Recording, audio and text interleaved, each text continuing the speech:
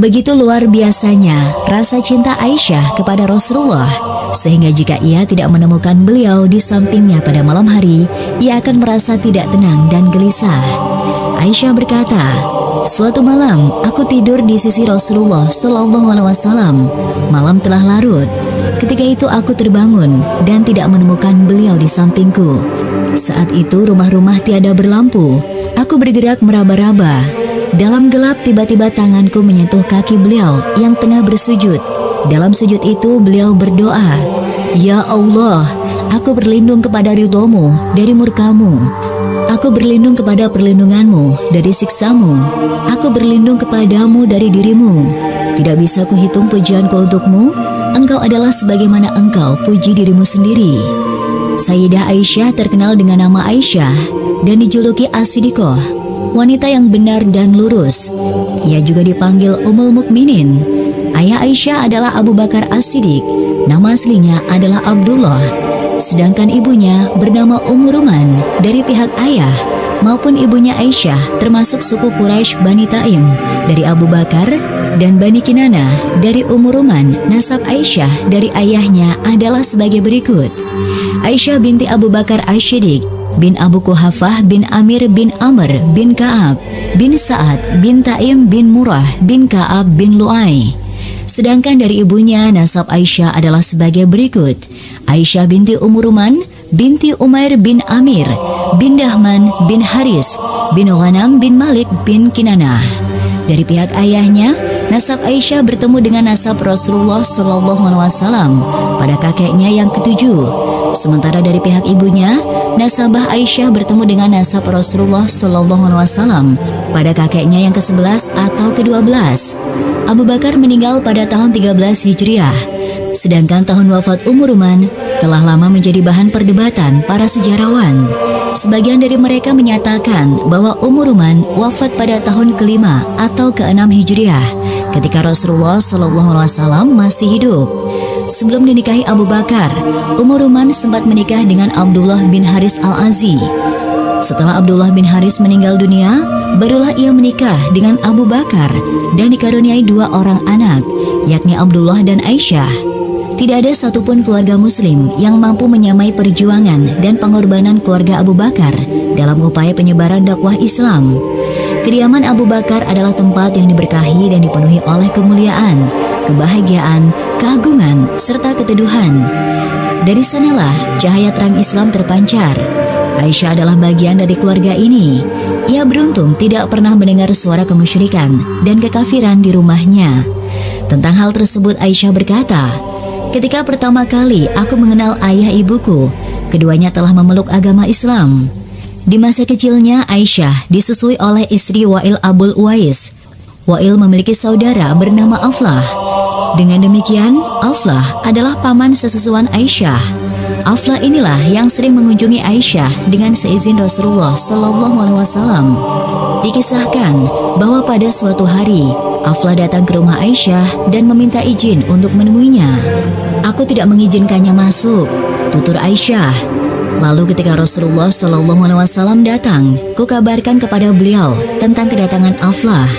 Ternyata beliau menyuruhku untuk mengizinkan Aflah menemuiku. Selain oleh Aflah, Aisyah juga tercatat sering dikunjungi oleh saudara sesusuannya. Orang-orang yang jenius biasanya telah menampakkan tanda-tanda kejeniusan mereka sejak kecil, baik dalam perkataan maupun dalam sikap masa kecil.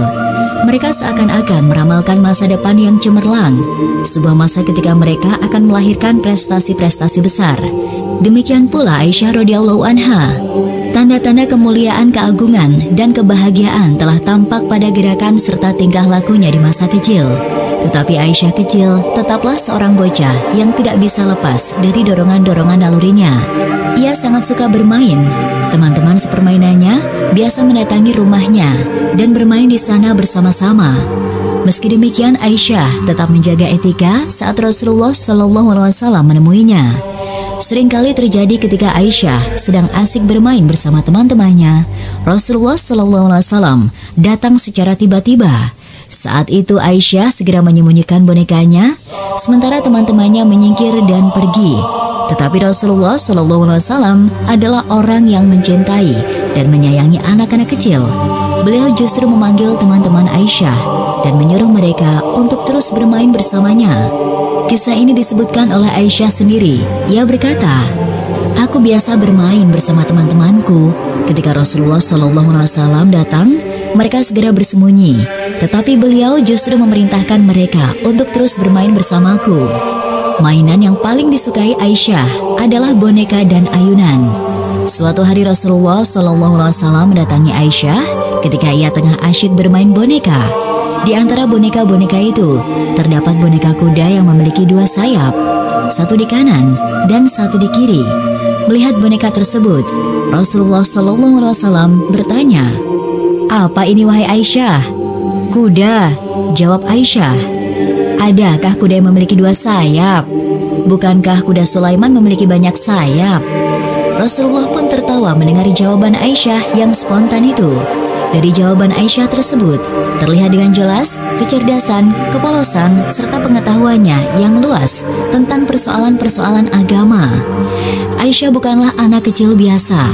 Ia mengingat dengan baik apa yang terjadi di masa kecilnya, termasuk hadis-hadis yang didengarnya dari Rasulullah SAW. Ia memahami hadis-hadis tersebut, meriwayatkannya, menarik kesimpulan darinya, serta memberikan penjelasan tentang detail-detail hukum fikih yang terkandung di dalamnya.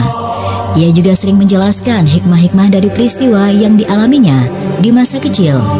Aisyah bahkan mampu mengingat dengan baik ayat Al-Quran yang didengarnya ketika sedang asyik bermain. Ia berkata, "Laqad uzila ala Muhammad sallallahu alaihi wasallam di Makkah wa inilah jariyatun al-abu balis atum." Ketika aku masih kecil dan suka bermain, Rasulullah SAW menerima ayat berikut ini di Mekah. Bahkan hari kiamat itulah hari yang dijanjikan kepada mereka, dan hari kiamat itu lebih dahsyat dan lebih pahit. Ketika Rasulullah SAW berhijrah ke Madinah, Aisyah baru berusia 8 tahun, tetapi ia mampu mengingat dan memahami rahasia-rahasia hijrah secara terperinci hingga bagian-bagian terkecilnya. Bahkan tidak ada satupun sahabat yang bisa mengingat peristiwa hijrah sedetail Aisyah mengingatnya. Khadijah binti Khuwailid adalah istri pertama Rasulullah SAW yang paling beliau cintai. Saat pernikahan yang keduanya berlangsung, Rasulullah SAW berusia 25 tahun dan Khadijah berusia 40 tahun. Sepasang suami istri ini hidup berbahagia selama kurang lebih 25 tahun, hingga akhirnya Khadijah meninggal dunia pada usianya yang ke-65, yaitu bertepatan pada bulan Ramadan, tahun 10 kenabian atau 3 tahun sebelum hijrah. Ketika Khadijah wafat, Rasulullah SAW telah berusia 50 tahun. Khadijah adalah orang yang pertama di muka bumi ini yang beriman dan memeluk Islam. Ia kemudian menjadi pendamping terbaik Rasulullah SAW di kala suka maupun duka. Khadijah lah yang mencurahkan kasih sayang seorang ibu kepada Rasulullah, sesuatu yang tidak beliau dapati di masa kecil. Ketika penentangan kaum kafir terhadap dakwah Islam semakin menguat, Rasulullah SAW sangat membutuhkan motivasi, hiburan, serta kekuatan. Dan Khadijah pula yang selalu siap di sana memberikan segalanya. Oleh karena itu, ketika Khadijah berpulang ke rahmatullah, Rasulullah SAW dilanda duka yang sangat mendalam. Tidak pernah beliau bersedih atas kematian seseorang, melebihi kesedihan beliau tatkala Khadijah meninggal dunia. Tidak pernah pula Rasulullah SAW mengenang seseorang, melebihi apa yang beliau kenang dari Khadijah. Beliau menjadi murung dan kehilangan gairah hidup. Hal itu tentu merisaukan para sahabat. Mereka turut prihatin melihat Rasulullah SAW tenggelam dalam rasa duka. Mereka pun berupaya untuk meringankan beban duka tersebut. Suatu hari Haulah binti Hakim, seorang sahabat terkemuka yang meninggal dunia pada tahun 2 Hijriah, mendatangi Rasulullah SAW dan bertanya, "Wahai Rasulullah, tidakkah engkau ingin menikah lagi?" "Dengan siapa?" tanya Rasulullah. "Perempuan seperti apa yang engkau kehendaki, gadis ataukah janda?" Rasulullah balik bertanya, "Siapakah yang gadis dan siapa pula yang janda?" "Jika engkau menghendaki seorang janda, maka menikahlah dengan Saudah binti Zam'ah. Dan jika gadis yang engkau inginkan, maka menikahlah dengan putri orang yang paling engkau cintai, Aisyah binti Abu Bakar Asy-Siddiq." Kalau begitu sampaikanlah hal ini kepadanya." Maka Haulah pun berangkat menuju kediaman Abu Bakar untuk menyampaikan hal itu. Pada masa tersebut, orang-orang Arab enggan menikahi putri teman yang telah diangkatnya menjadi saudara. Mereka beranggapan bahwa hubungan saudara angkat itu membuat hubungan perbesanan menjadi terlarang. Rasulullah SAW telah mengangkat Abu Bakar sebagai saudara. Karena itu, Abu Bakar menanggapi kabar dari Haulah tersebut dengan bertanya, "Bolehkah beliau menikahi putriku? Bukankah Aisyah adalah anak dari saudaranya sendiri?" Haulah pun kembali kepada Rasulullah SAW untuk menanyakan persoalan ini. Beliau menjawab, "Kembalilah kepada Abu Bakar. Katakan kepadanya bahwa ia adalah saudaraku seagama dan putrinya adalah halal kunikahi." Sebelum dipinang oleh Rasulullah SAW, Aisyah telah bertunangan dengan Jabir bin Mut'im bin Adi. Abu Bakar tidak mau membatalkan pertunangan itu secara sepihak tanpa terlebih dahulu membicarakannya dengan keluarga Jabir. Maka ia pun pergi menuju kediaman Mut'im bin Adi, ayah Jabir. Saat itu keluarga Jabir belum memeluk Islam. Setelah Abu Bakar menyampaikan maksudnya, Mut'im ini menanyakan pendapat istrinya. Maka sang istri berkata, "Wahai Abu Bakar, engkau ingin agar anak kami masuk Islam setelah menikah dengan putrimu?" Akhirnya Aisyah pun dinikahkan dengan Rasulullah SAW. Saat itu Aisyah adalah seorang gadis cilik yang masih kekanak-kanakan. Ia sering membuat ibunya marah dan menghukumnya. Kadang-kadang Rasulullah menyaksikan Aisyah dimarahi. Hal itu membuat beliau iba. Maka ia berkata kepada ibunya Aisyah, "Wahai Ummu Ruman, perlakukanlah Aisyah dengan baik, jagalah ia untukku." Suatu hari Rasulullah SAW mendatangi kediaman Abu Bakar. Beliau melihat Aisyah berdiri di pintu sambil menangis. Beliau lalu bertanya kepadanya mengapa ia menangis. Aisyah mengatakan bahwa ibunya memarahi dan menghukumnya. Mendengar itu, menetaslah air mata Rasulullah SAW. Beliau segera mendatangi Ummu Ruman dan berkata, "Wahai Ummu Ruman, bukankah aku telah memintamu menjaga Aisyah untukku?" "Wahai Rasulullah," jawab Ummu Ruman, "Aisyah mengadukan sesuatu yang membuat Abu Bakar marah kepada kami." Rasulullah pun menjawab, "Janganlah ia dihukum meski ia melakukan hal itu." Dan beberapa hadis dikisahkan bahwa Rasulullah SAW pernah bermimpi didatangi oleh malaikat yang membawa secari kain sutra. Rasulullah bertanya, "Kain apakah ini?" Malaikat menjawab, "Inilah istrimu." Maka Rasulullah SAW membuka kain tersebut dan ternyata gambar Aisyah tercetak di atasnya. Aisyah kemudian dinikahi oleh Rasulullah SAW ketika ia masih berusia 6 tahun. Tujuan paling mendasar dari pernikahan ini adalah mengukuhkan hubungan antara kekhalifahan dan kenabian. Cuaca Arab yang panas memang membuat perkembangan fisik wanita berlangsung dengan cepat. Tetapi di sisi lain, pribadi-pribadi cemerlang yang memiliki bakat dan potensi tinggi untuk mengembangkan kemampuan intelektual mereka biasanya juga cenderung untuk mencapai kematangan fisik lebih cepat daripada orang-orang biasa. Keputusan Rasulullah SAW untuk menikahi Aisyah pada usianya yang sangat dini itu menunjukkan bahwa kecerdasan, kematangan, dan kedewasaan berpikir Aisyah memang mencapai sebuah tingkat yang mengagumkan. Pernikahan itu sendiri berlangsung secara sederhana. Ummu Atiyah mengisahkan dengan sangat indah. Rasulullah SAW datang meminang Aisyah binti Abu Bakar yang masih anak-anak. Saat itu Aisyah sedang bermain. Tiba-tiba pengasuhnya datang, memegang tangan Aisyah, lalu mengajaknya pulang. Sebelum dinikahkan, Aisyah terlebih dahulu didandani dan diberi hijab. Setelah itu barulah Abu Bakar menikahkannya dengan Rasulullah SAW. Dalam riwayat Ibnu Ishaq, mahar yang diberikan Rasulullah SAW adalah 400 dirham. Ada riwayat lain yang berasal dari Ibnu Sa'ad sendiri bahwa Aisyah berkata, mahar yang diberikan Rasulullah SAW adalah 12 fikyah dan 1 nash'i atau setara dengan 500 dirham. 1 fikyah setara dengan 40 dirham, sementara 1 nash'i setara dengan 20 dirham. Para sejarawan berbeda pendapat tentang tahun pernikahan Rasulullah SAW dengan Aisyah. Badruddin Al-Aini menuturkan, Rasulullah SAW menikahi Aisyah 2 tahun sebelum hijrah. Ada pula pendapat yang menyatakan bahwa pernikahan tersebut berlangsung pada bulan Syawal, 3 tahun atau setahun setengah sebelum hijrah. Usia Aisyah saat itu adalah 6 tahun. Ada pula yang mengatakan 7 tahun. Rasulullah SAW dan Aisyah mulai hidup bersama pada bulan Syawal, tahun kedua Hijriah setelah Perang Badar. Menurut beberapa riwayat, pernikahan Rasulullah SAW dengan Aisyah berlangsung 3 tahun setelah Khadijah wafat. Namun beberapa sejarawan menyatakan bahwa pernikahan itu terjadi pada tahun yang sama dengan tahun wafatnya Khadijah.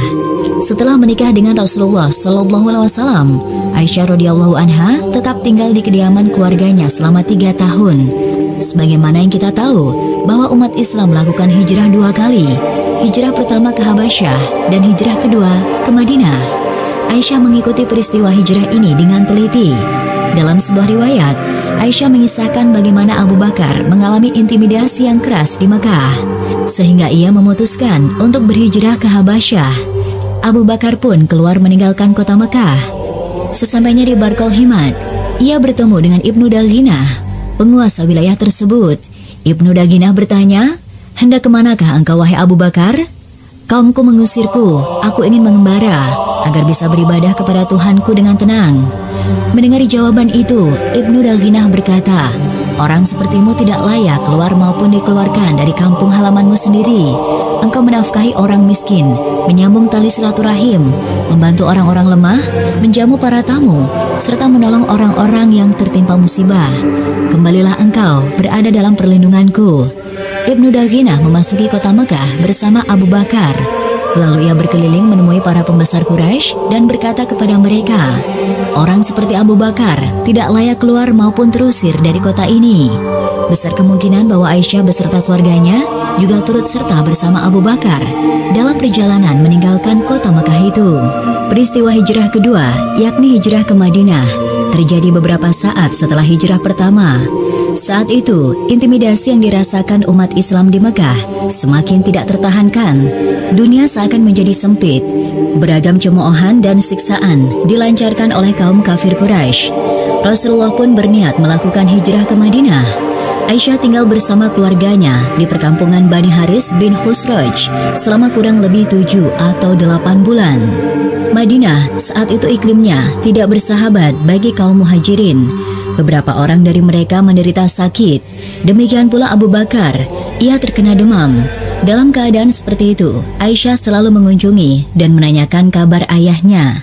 Aisyah menuturkan, setelah Rasulullah SAW tiba di Madinah, Abu Bakar dan Bilal terserang penyakit. Aku mengunjungi keduanya. Aku berkata, "Wahai ayahku, bagaimana keadaanmu?" Dalam keadaan menderita, Islam Abu Bakar masih sempat mengubah syair. Setiap orang selalu disambut dengan doa di pagi hari oleh keluarganya, padahal maut lebih dekat kepadanya daripada tali sandalnya. Aisyah mendatangi Rasulullah SAW dan mengabarkan hal itu. Maka beliau berdoa, "Ya Allah, jadikanlah kami mencintai Madinah sebagaimana kami mencintai Mekah atau bahkan lebih. Ya Allah, jadikanlah Madinah layak untuk kami tinggali. Berkahi kami dalam setiap mood dan soknya. Hilangkanlah penyakit demam dari kota ini dan pindahkanlah ia ke Jufa." Iklim Madinah yang tidak bersahabat itu juga mempengaruhi Aisyah. Ia pun jatuh sakit. Abu Bakar selalu mengunjungi, mencium, serta menanyakan keadaan putrinya yang sedang sakit. Penyakit yang diderita Aisyah ini demikian berat hingga membuat rambutnya rontok. Aisyah menuturkannya sendiri. "Sesaat setelah tiba di Madinah, aku terserang penyakit selama sebulan, sehingga rambutku rontok. Setelah sembuh, rambutku pun tumbuh kembali dengan lebat." Setelah sembuh dari penyakitnya, Aisyah segera dipersiapkan serta dididik untuk menjalani kehidupan berumah tangga.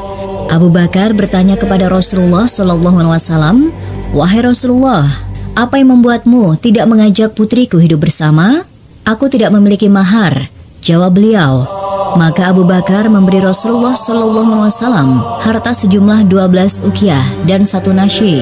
Dengan mahar itu, Rasulullah pun segera memboyong Aisyah untuk hidup bersama sebagai sepasang suami istri. Kisah ini mengajarkan kepada kita untuk tidak menganggap remeh persoalan mahar yang menjadi hak istri. Allah SWT mewajibkan suami memberikan mahar kepada istrinya sebagai bentuk penghormatan terhadapnya. Rasulullah SAW dan Aisyah radhiyallahu anha telah terikat oleh hubungan pernikahan sejak di Mekah, meski keduanya baru hidup bersama belakangan. Aisyah menuturkan, Rasulullah SAW menikahiku ketika aku berusia 6 tahun dan kami mulai hidup bersama ketika usiaku 9 tahun. Kami tiba di Madinah. Suatu hari ketika aku sedang asyik bermain ayunan bersama teman-temanku, aku tidak tahu apa yang ia inginkan dariku. Ia lalu menarik tanganku hingga ke depan pintu rumah. Aku terengah-engah dibuatnya, maka aku tenangkan diriku hingga nafasku kembali normal. Ketika aku memasuki rumahku, dapat timbangannya wanita Ansor telah berkumpul di sana. Mereka berkata kepada aku, "Semoga engkau memperoleh kebaikan, berkah dan nasib baik." Ibuku pun menyerahkanku kepada mereka agar rambutku dicuci dan wajahku didandani. Tiba-tiba aku dikejutkan oleh masuknya Rasulullah SAW ke dalam kamarku di pagi hari itu. Lalu para wanita tersebut menyerahkanku kepada beliau. Asma binti Yazid, salah seorang teman Aisyah, mengisahkan tentang hidangan yang disuguhkan kepada Rasulullah SAW saat Aisyah diserahkan kepada beliau. Ia menuturkan, "Aku adalah wanita yang mendandani Aisyah dan menyerahkannya kepada Rasulullah SAW. Demi Allah, hidangan yang disuguhkan kepada beliau saat itu hanyalah segelas susu. Beliau meminumnya, lalu memberikannya kepada Aisyah. Tetapi Aisyah merasa malu untuk menerimanya. Maka kukatakan, jangan kau tolak pemberian Rasulullah itu, ambillah." Aisyah pun mengambil susu tersebut, lalu meminumnya malu-malu. Kemudian Rasulullah SAW berkata kepada aku, "Berikanlah susu ini kepada teman-temanmu." Aku menjawab, "Kami tidak menginginkannya." Mendengar jawabanku, Rasulullah SAW berkata, "Jangan kau tambah rasa lapar dengan dusta." Aku pun bertanya, "Wahai Rasulullah, jika salah seorang dari kami berkata tidak suka untuk sesuatu yang sebetulnya ia suka, apakah pernyataan itu dianggap sebagai sebuah dusta?" Beliau menjawab, "Setiap kebohongan akan ditulis sebagai kebohongan. Demikian pula kebohongan kecil, ia akan ditulis sebagai kebohongan kecil." Peristiwa ini terjadi siang hari pada bulan Syawal, tahun pertama Hijriah. Inilah pendapat yang paling kuat di kalangan sejarawan. Tetapi Badruddin Al-Aini menulis dalam karyanya yang berjudul Umdatul Qori, Rasulullah SAW memboyong Aisyah ke rumah beliau pada bulan Syawal tahun kedua Hijriah selepas perang Badar. Namun pendapat Badruddin ini tidak benar, karena hal tersebut mengasumsikan bahwa usia Aisyah saat itu adalah 10 tahun. Padahal seluruh literatur hadis dan sejarah sepakat bahwa usia Aisyah saat itu mulai tinggal bersama Rasulullah SAW adalah 9 tahun. Kita semua telah memperoleh gambaran yang sangat jelas tentang pernikahan Rasulullah SAW dan Aisyah, tentang mahar yang beliau berikan kepadanya, serta tentang bagaimana keduanya memulai hidup bersama. Semua itu dilaksanakan secara sederhana dan bersahaja, tanpa memaksakan diri untuk bermewah-mewahan dan menghamburkan harta.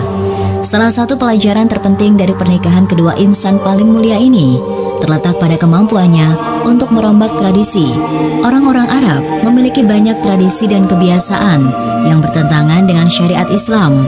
Pernikahan Rasulullah SAW itu kemudian menghapuskan tradisi-tradisi buruk tersebut dan menggantinya dengan tradisi lain yang lebih baik, lebih mudah, dan lebih terbuka.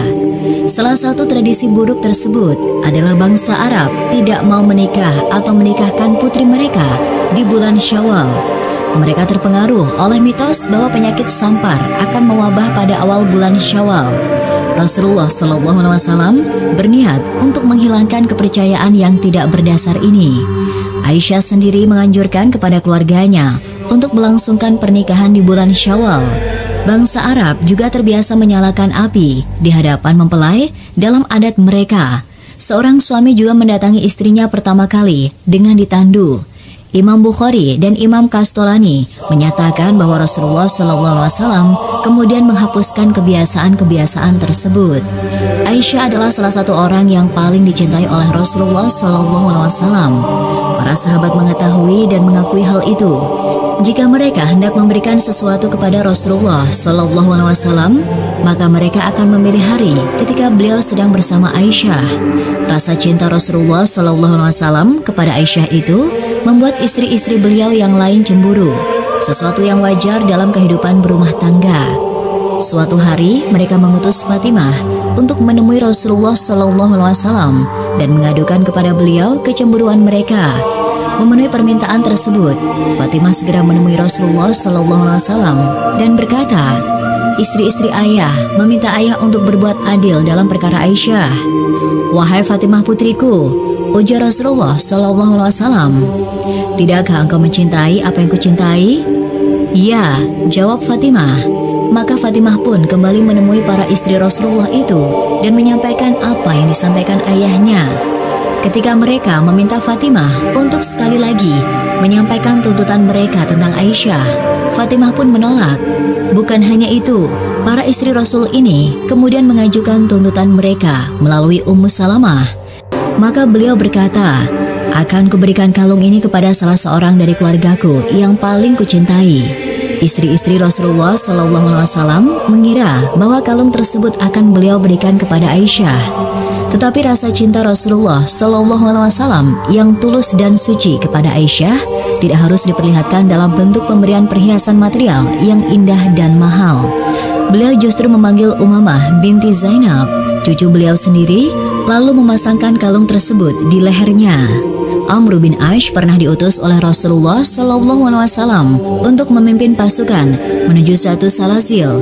Ia kemudian mendatangi Rasulullah SAW dan bertanya, "Siapakah orang yang paling engkau cintai?" Nabi menjawab, "Aisyah." "Lalu dari kaum laki-laki?" "Ayahnya Abu Bakar." Itu jawaban Nabi Muhammad. Suatu hari Umar mendatangi putrinya Hafsah dan berkata, "Wahai putriku, jangan engkau tertipu dengan wanita yang karena kecantikannya merasa takjub melihat Rasulullah SAW begitu mencintainya." Yang dimaksud Umar dalam pernyataan itu adalah Aisyah. Dalam sebuah perjalanan, unta yang dinaiki Aisyah kabur.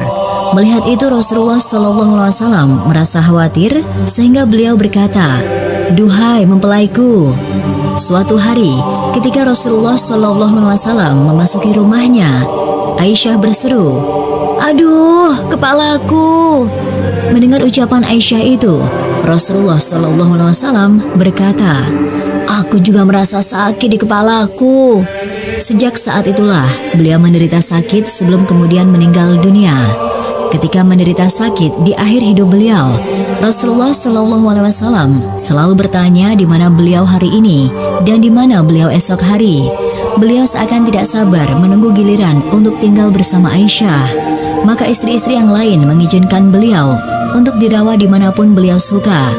Beliau memilih dirawat di rumah Aisyah hingga akhirnya beliau wafat. Aisyah menuturkan, Rasulullah SAW meninggal dunia di rumahku pada hari ketika beliau memang seharusnya bersamaku. Beliau menghembuskan nafas terakhirnya dengan kepala bersandar di dadaku. Rasulullah SAW selalu berusaha bersikap adil terhadap istri-istri beliau. Beliau pernah berdoa, "Ya Allah, inilah yang bisa kubagikan dari apa yang kukuasai. Maka janganlah engkau celah aku untuk sesuatu yang hanya engkau penguasanya dan tidak pernah bisa kukuasai." Banyak orang mengira bahwa Rasulullah SAW sangat mencintai Aisyah lantaran kecantikannya semata.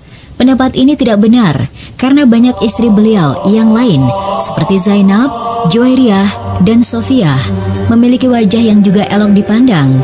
Dan yang lebih menarik lagi, dalam literatur hadis serta sejarah terdapat penjelasan yang melimpah tentang kecantikan istri-istri Nabi tersebut. Tetapi hanya ada satu atau dua riwayat yang menyebutkan kecantikan Aisyah. Salah satu riwayat tentang kecantikan Aisyah adalah pernyataan Umar kepada Hafsah tadi.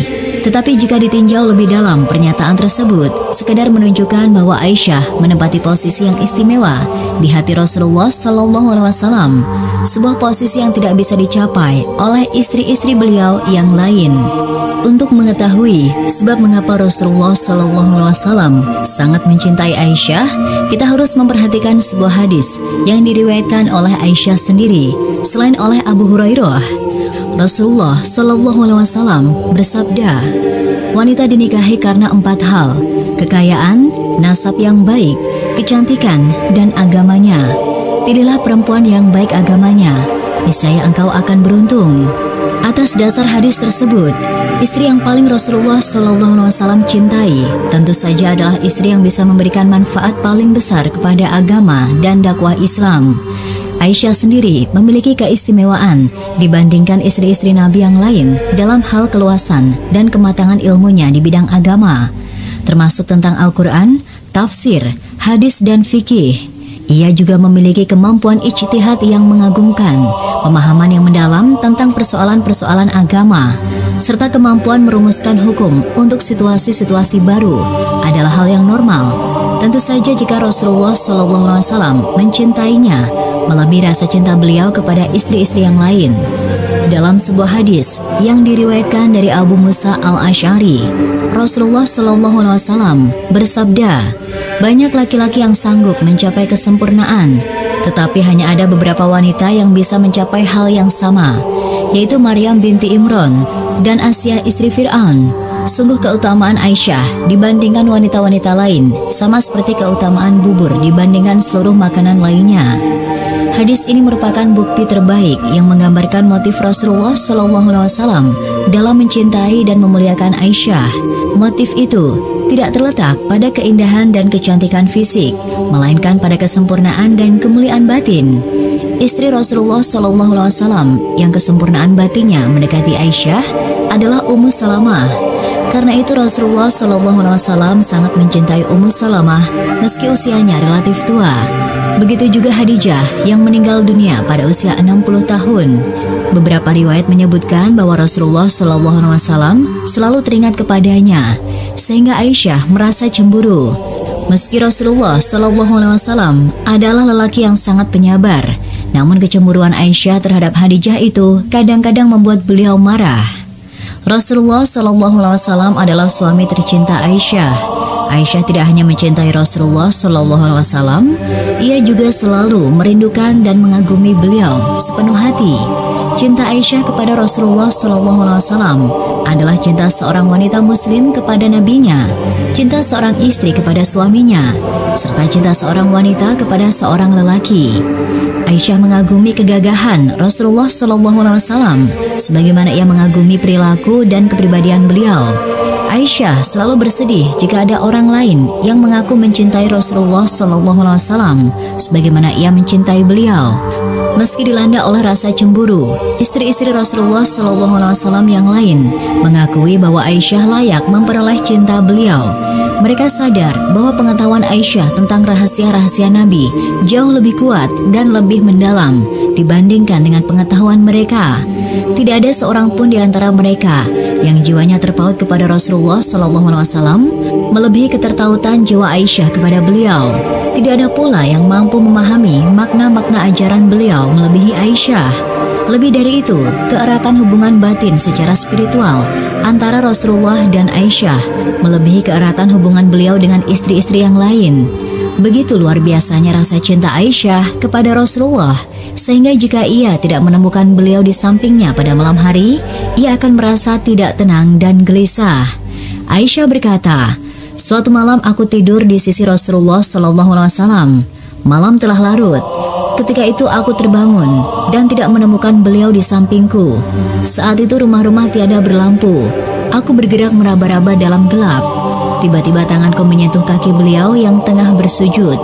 Dalam sujud itu, beliau berdoa, ya Allah, aku berlindung kepada ridhomu dari murkamu. Aku berlindung kepada perlindunganmu dari siksamu. Aku berlindung kepadamu dari dirimu. Tidak bisa kuhitung pujianku untukmu. Engkau adalah sebagaimana engkau puji dirimu sendiri. Dalam riwayat lain Aisyah berkata, Aku tidak menemukan Rasulullah SAW suatu malam. Kukira beliau pergi mendatangi istri-istri beliau yang lain. Ternyata Rasulullah SAW kutemukan sedang ruku atau sujud dan berdoa. Maha suci Engkau ya Allah, dan segala puji untukmu. Tiada Tuhan selain Engkau. Lalu Aisyah berkata, sungguh aku mengira Engkau berbuat sesuatu, padahal Engkau mengerjakan sesuatu yang lain. Allah Subhanahu wa Ta'ala telah menjadikan kehidupan Rasulullah SAW sebagai teladan sempurna bagi seluruh umat manusia. Beliau adalah suami terbaik yang selalu bersikap lemah lembut kepada istri dan keluarga. Tidak pernah beliau bersikap keras kepada mereka. Ketika salah seorang istri beliau marah, beliaulah yang justru berusaha menghibur dan meredakan kemarahannya. Relasi Rasulullah SAW dengan istri-istri beliau selalu dilandasi oleh cinta dan kasih sayang dalam maknanya yang paling agung.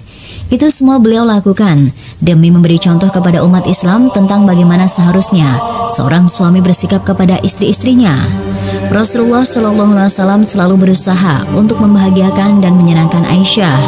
Sebuah riwayat menceritakan bahwa Aisyah pernah mengasuh seorang gadis dari kalangan Ansor. Ketika gadis ini telah beranjak dewasa, Aisyah kemudian menikahkannya. Pesta pernikahan dilangsungkan secara sederhana, tanpa nyanyian dan permainan. Ketika Rasulullah SAW menyaksikan pesta pernikahan tersebut, beliau berkata, "Wahai Aisyah, mengapa pernikahan ini tidak disertai dengan permainan? Sungguh orang-orang Ansor sangat menyukai permainan." Pada masa Rasulullah SAW, anak-anak kecil dari Habasyah biasa bermain perang-perangan di hari Lebaran. Suatu hari Aisyah ingin melihat mereka bermain, maka ia pun menyaksikan mereka dengan berlindung di balik pakaian Rasulullah SAW. Aisyah berkata, Rasulullah SAW pernah melindungiku dengan pakaian beliau, sehingga aku bisa menyaksikan orang-orang Habasyah bermain di masjid. Akhirnya aku sendiri yang bosan menyaksikan mereka. Abu Bakar pernah berjalan melewati kediaman Rasulullah. Saat itu ia mendengar Aisyah berteriak kepada beliau. Maka Abu Bakar masuk dengan marah dan bergegas hendak menampar Aisyah. Ia berkata, "Aku tidak ingin mendengar engkau berteriak kepada Rasulullah." Melihat hal itu, Rasulullah segera menahan Abu Bakar dan menyabarkannya. Abu Bakar pun keluar dengan marah. Maka Rasulullah SAW berkata kepada Aisyah, "Lihatlah betapa aku telah menyelamatkanmu dari ayahmu." Suatu hari seorang wanita mendatangi Rasulullah. Beliau kemudian berkata kepada Aisyah, "Wahai Aisyah, tahukah engkau siapa wanita ini?" "Tidak wahai Rasulullah," jawab Aisyah. "Wanita ini adalah seorang penyanyi. Maukah engkau mendengarkan nyanyiannya?" "Ya." Wanita itu kemudian bernyanyi di hadapan Aisyah. Mendengar nyanyian tersebut, Rasulullah SAW menunjukkan ketidaksukaan beliau dengan bersabda, "Sungguh, setan telah meniup dua lubang hidung wanita ini."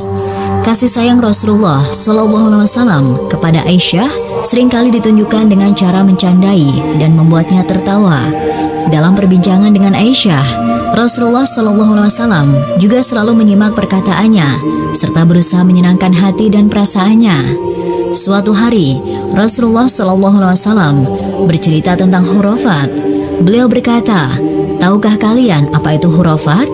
Hurafat adalah nama seorang laki-laki dari suku Uzrah, suku yang terkenal di Yaman, yang ditawan oleh bangsa jin, hingga ia tinggal bersama mereka dalam waktu yang lama.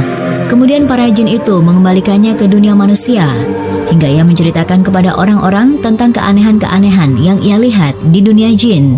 Maka orang-orang kemudian berkata, "Itu hanya cerita hurafat atau kisah yang dibuat-buat."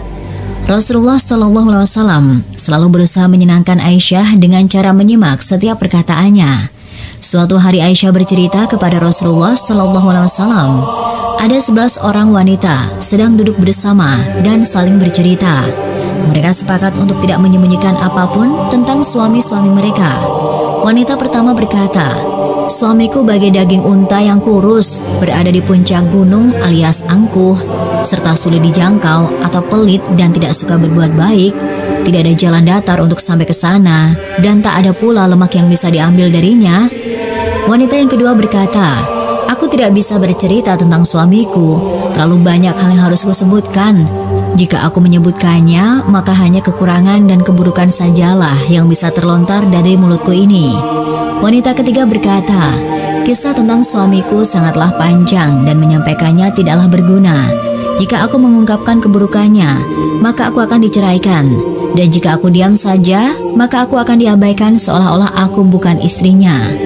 Wanita keempat berkata, suamiku bagai suasana malam di Tihamah, dataran rendah di antara pantai dan gunung, tidak panas dan tidak pula dingin, tidak menakutkan dan tidak pula membosankan. Wanita kelima berkata, di dalam rumah suamiku tidur dan lalai bagaikan macan. Di luar rumah suamiku gagah berani bagaikan singa. Tak pernah ia bertanya tentang apapun yang telah ia berikan. Wanita keenam berkata, suamiku selalu menghabiskan makanan dan minuman tanpa sisa. Ia tidur dengan mengenakan bajunya. Tak pernah sekalipun ia memberikan perhatian untuk mengetahui keadaan atau kesedihan istrinya. Wanita ketujuh berkata, suamiku impoten dan idiot. Setiap penyakit manusia ada pada dirinya. Ia dapat melukai kepalamu atau mematahkan tulangmu atau bahkan kedua-duanya. Wanita kedelapan berkata, sentuhan suamiku selembut sentuhan kelinci. Aroma tubuhnya seharum zarnaf, jenis wewangian terkenal. Wanita kesembilan berkata, suamiku bagai tiang yang tinggi. Banyak abu sisa memasak di rumahnya. Ia memiliki tali pedang yang panjang. Rumahnya pun berdekatan dengan tempat orang-orang berkumpul. Wanita ke-10 berkata, suamiku adalah penguasa. Seperti apa? Penguasa yang lebih baik daripada apa yang bisa aku ceritakan. Ia memiliki unta yang banyak di tempat-tempat di mana binatang tersebut mendekam. Hanya sedikit unta-unta yang dilepas untuk merumput. Jika unta-unta itu mendengar alat musik berbunyi, maka mereka tahu bahwa sebentar lagi mereka akan disembelih untuk dihidangkan kepada para tamu. Wanita ke-11 berkata, suamiku adalah Abu Zar'in, yaitu orang yang memberikan perhiasan kepada kedua telingaku, menjadikanku gemuk dan membuatku senang dari keluarga pengembala kambing di sudut gunung. Ia mengangkatku menjadi bagian dari keluarga pemilik kuda dan unta, keluarga pemilik tanah yang tinggal menikmati hasil panen. Setiap kali aku berbicara kepadanya, ia tidak pernah mengejakku. Tidurku pun tak pernah terganggu. Aku bisa minum sampai puas dan kenyang. Kemudian ibu mertuaku, Ummu Abi Zar'in, bagaimanakah ia? Ia memiliki peralatan rumah tangga yang banyak serta rumah yang lapang. Lalu anak laki-laki kami, Ibu Abi Zar'in, bagaimanakah ia? Ia adalah anak laki-laki yang ramping bagaikan tangkai kurma terjulur dan akan merasa kenyang hanya dengan memakan sepotong kaki kambing. Kemudian anak perempuan kami, Bintu Abi Zar'an, bagaimanakah ia? Ia adalah anak perempuan yang selalu mematuhi kedua orang tuanya, padahal berisi tubuhnya, serta selalu membuat iri teman-temannya kepada keelokan wajah dan kebaikan budi pekertinya. Lalu pelayan rumah kami, Jariyah Abi Zar'in, bagaimanakah ia? Ia adalah pelayan yang pandai menyimpan rahasia, yang pandai menjaga amanat, yang tidak pernah membiarkan rumah kami kotor dan tidak terurus. Suatu hari Abu Zar'in suamiku keluar rumah. Saat itu adalah masa ketika susu diproduksi menjadi mentega. Ia bertemu dengan seorang wanita yang ditemani oleh dua orang anaknya yang lincah, bagaikan dua ekor anak macan. Kedua anak itu bermain dengan dua butir buah delima di bawah punggung ibunya. Maka suamiku menceraikanku dan menikahi wanita tersebut. Setelah itu aku menikah lagi dengan seorang lelaki yang mulia dan dermawan. Binatang tunggangannya adalah seekor kuda yang kuat dan tak kenal lelah. Ia memiliki tombak yang dibuat dari hot. Aku diajaknya untuk melihat binatang ternaknya yang banyak. Lalu ia memberiku dari setiap binatang tersebut sepasang-sepasang. Ia katakan kepadaku, makanlah wahai Ummu Zar'in, dan ambillah sebagai hadiah untuk keluargamu.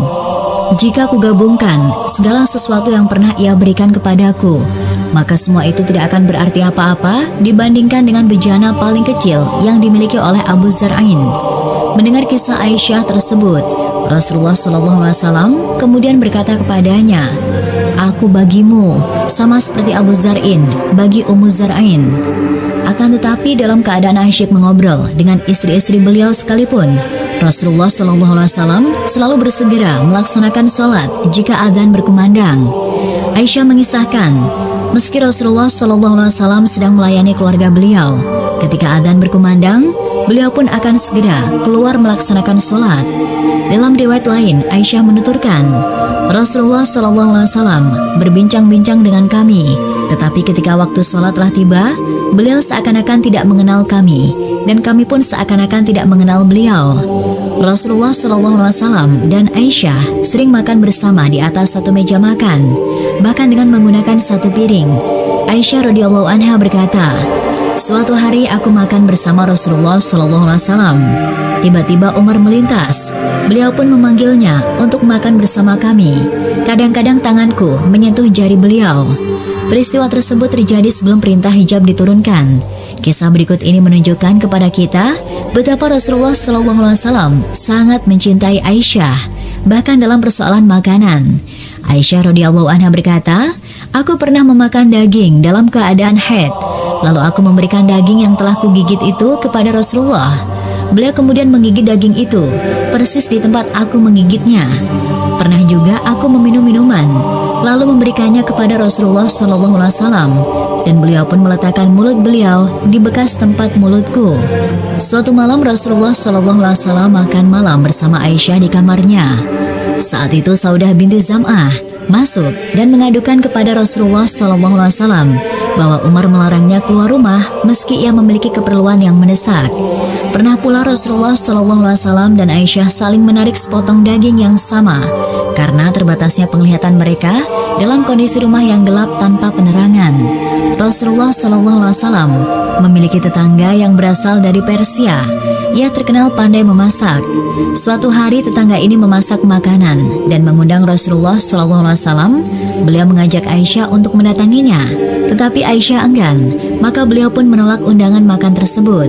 Tetangga ini kembali mendatangi beliau, tetapi beliau tetap menolak karena Aisyah enggan untuk ikut bersama beliau. Akhirnya setelah 3 kali diundang, Aisyah mau menerima undangan tersebut. Maka Rasulullah SAW dan Aisyah pun berangkat bersama-sama menuju rumah tetangga mereka. Rasulullah SAW menyukai kegiatan memanah dan pacuan kuda. Beliau menganjurkan dan mengajari para sahabat untuk melakukannya.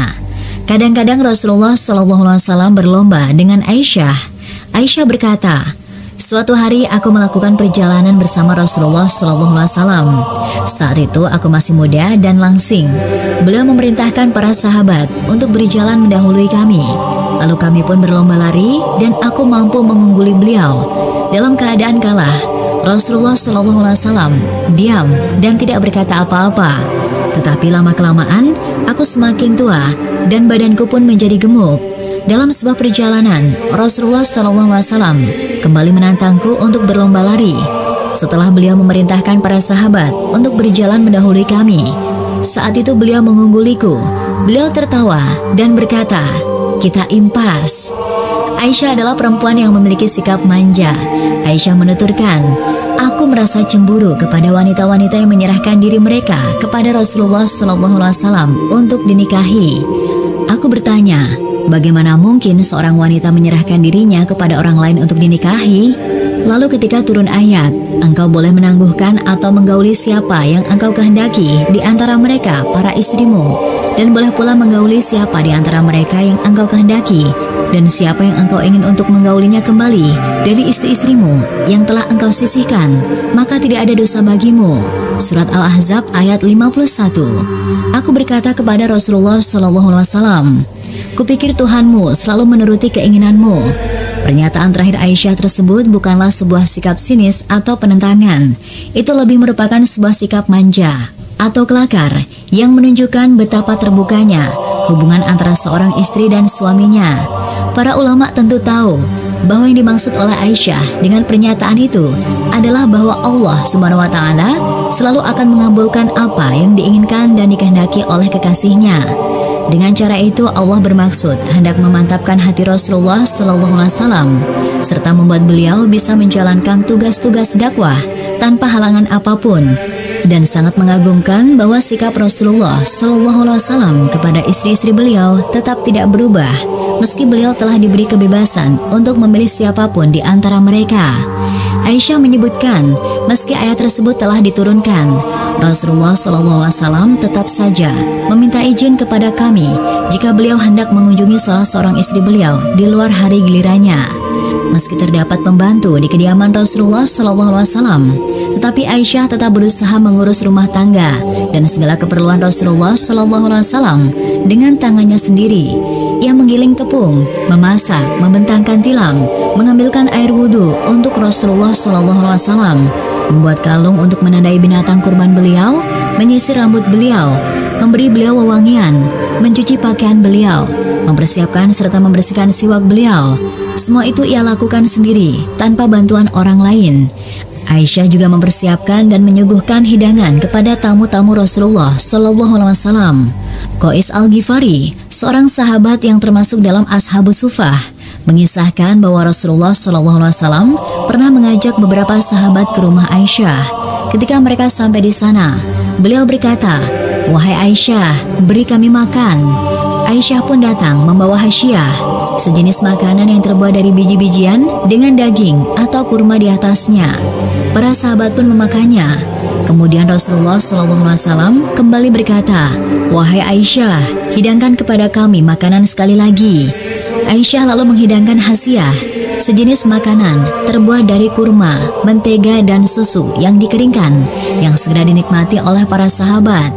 Setelah makanan itu habis, Rasulullah SAW berkata, "Wahai Aisyah, beri kami minum." Aisyah datang membawa semangkuk besar susu. Para sahabat segera meminumnya. Lalu sekali lagi, Rasulullah bersabda, "Wahai Aisyah, beri kami minum."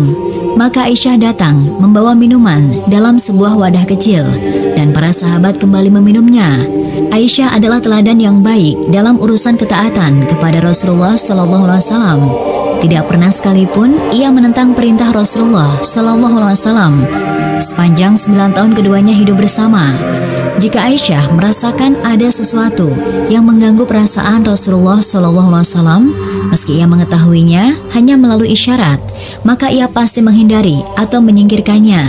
Aisyah menuturkan, "Aku pernah menggunakan sarung bantal yang bergambar. Ketika Rasulullah SAW melihatnya, beliau tidak mau masuk dan hanya berdiri di pintu. Aku tahu ada sesuatu yang tidak beliau suka. Maka aku tanyakan, 'Wahai Rasulullah, aku bertaubat kepada Allah dan Rasulnya. Dosa apa yang telah kulakukan?' Beliau menjawab, 'Untuk apa bantal ini?' Kujawab, 'Agar engkau bisa duduk di atasnya.' Lalu Rasulullah SAW bersabda, 'Orang-orang yang menciptakan gambar-gambar seperti ini akan diazab di hari kiamat. Mereka akan diperintahkan untuk menghidupkan apa yang telah mereka gambar itu. Sungguh sebuah rumah yang di dalamnya terdapat gambar-gambar semacam ini tidak akan pernah dimasuki malaikat.'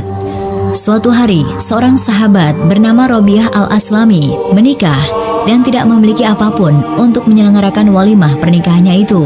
Ia mendatangi Rasulullah SAW dengan sedih. Rasulullah pun bertanya kepadanya, "Wahai Robiah, apa yang membuatmu bersedih?" Robiah menceritakan apa yang terjadi padanya. Maka Rasulullah berkata, "Pergilah kepada Aisyah dan katakan kepadanya untuk memberimu keranjang yang berisi makanan." Robiah mendatangi Aisyah dan menyampaikan kepadanya pesan Rasulullah SAW. Mendengar pesan tersebut, Aisyah berkata, "Keranjang ini berisi 9 sok gandum. Demi Allah, kami tidak memiliki makanan apapun selain ini. Ambillah." Demikianlah, dan sama seperti Aisyah, seluruh istri Rasulullah SAW selalu mematuhi dan melaksanakan perintah beliau. Hanya saja perlu kita sadari bahwa ketaatan yang sejati dan sempurna harus diwujudkan dengan menjalankan perintah-perintah Rasulullah SAW setelah beliau meninggal dunia, sama seperti kita menjalankannya sewaktu beliau masih hidup. Demikianlah secuil kisah tentang Aisyah istri Rasulullah SAW dan kehidupan rumah tangganya. Semoga dengan ini kita bisa mendapatkan wawasan dan hikmah tentang keteladanan beliau. Wallahu a'lam. Wassalamualaikum warahmatullahi wabarakatuh.